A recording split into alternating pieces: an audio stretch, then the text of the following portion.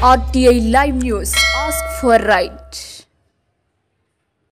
అధికారంలో ఉన్నప్పుడు BC SC ST సహా అన్ని వర్గాలను నట్టేట ముంచిన మాజీ ముఖ్యమంత్రి జగన్మోహన్ రెడ్డి ప్రజలకు సమర్థవంతమైన పాలన అందిస్తున్న ఎన్డీఏ ప్రభుత్వాన్ని వెండుపోటు అనడం సిగ్గుచేటని పార్వతీపురం ఎమ్మెల్యే బోనెల విజయచంద్ర ఆక్షేపించారు. కూటమి ప్రభుత్వం అధికారంలోకి వచ్చిన ఏడాది పూర్తయిన సందర్భంగా పార్వతీపురంలో టీడీపీ జనసేన బీజేపీ శ్రేణులు సంబరాలు జరుపుకున్నారు. పార్వతీపురం టీడీపీ కార్యాలయంలో ఎమ్మెల్యే బోనెల విజయచంద్ర ఆధ్వర్యంలో కేక్ కత్తిరించి ఒకరికొకరు ఆప్యాయంగా తినిపించుకున్నారు. ముఖ్యమంత్రి చంద్రబాబు నాయుడు ఆధ్వర్యంలోని కూటమి పాలనలో రాష్ట్ర ప్రజలందరూ ఎంతో సంతోషంగా ఉన్నారని స్పష్టం చేశారు. ఆర్థిక ఇబ్బందులు ఉన్న అటు సంక్షేమం ఇటు అభివృద్ధిని పరుగులు పెట్టిస్తున్నారని తెలిపారు. ఈ కార్యక్రమంలో టీడీపీ జనసేన బీజేపీ నాయకులు కార్యకర్తలు పాల్గొన్నారు. కూటమి ప్రభుత్వం వచ్చి రిజల్ట్ అనౌన్స్ చేసి ఈరోజు ఆల్మోస్ట్ ఇదే టైంకి రాష్ట్రం మొత్తం కూటమి ప్రభుత్వాన్ని సంబరాల్లో మునుగున్నారు. సంవత్సరం రాష్ట్రం మొత్తం ఎవరు ఏం పని చేశారని ప్రజలంతా హ్యాపీగా ఉన్నారని సర్వీస్ కూడా చేయించుకోవడం ప్రతిదీ కూడా జరుగుతుంది.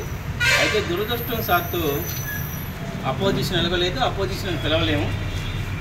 11 రెడ్డి అని పిలుస్తున్నారు. కొంతమంది ఆల్రెడీ గడియారంలో 11 నెంబర్ తీసి వైఎస్ఆర్సీపీ అని కూడా రాసుకుంటున్నారు. కొన్ని చోట్ల చాలా వరకు చూస్తున్నాం. అవన్నీ పక్కన పెడితే వెన్నుపోటు దినంగా వాళ్ళు ప్రకటించుకున్నారు. ఎంత దారుణం అండి! ప్రజలు స్వచ్ఛందంగా ఒక తీర్పు ఇచ్చారు.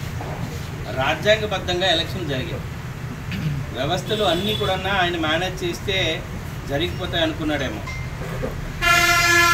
ప్రజలందరూ ఒక మ్యాండేట్ ఇచ్చి మాకు నువ్వు అవసరం లేదు, నియంత్రణ పాలన మాకు అవసరం లేదు, తిరిగి ప్రజాస్వామ్యం తీసుకురావాలి, మేము స్వేచ్ఛగా జీవించాలి, మాకు ఈ దాడుల నుంచి మా భూములు మాకు రావాలి, ఎన్నిటిపైన ఆయన ఇచ్చిన గత 5 సంవత్సరాల్లో ప్రజలు పడ్డ కష్టాలకి ప్రజలు ఇచ్చిన తీర్పు ఆయనకి 11, మాకు 164 కూటమి. అది తట్టుకోలేక ఏమవుతుందో తెలియదు. ఫ్రస్ట్రేషన్ ఏం మాట్లాడుతున్నారో తెలీదు. అధ్యక్షులు జగన్మోహన్ రెడ్డి గారు, ఆ పార్టీ అధ్యక్షులు ప్రతిదీ గమనిస్తూ ఉన్నారు. వెన్నుపోటుకి care of address YSRC party, Jaganmohan Reddy. ఎందుకంటే రాజారెడ్డి మీరు అందరూ గమనే ఉంచుంటారు.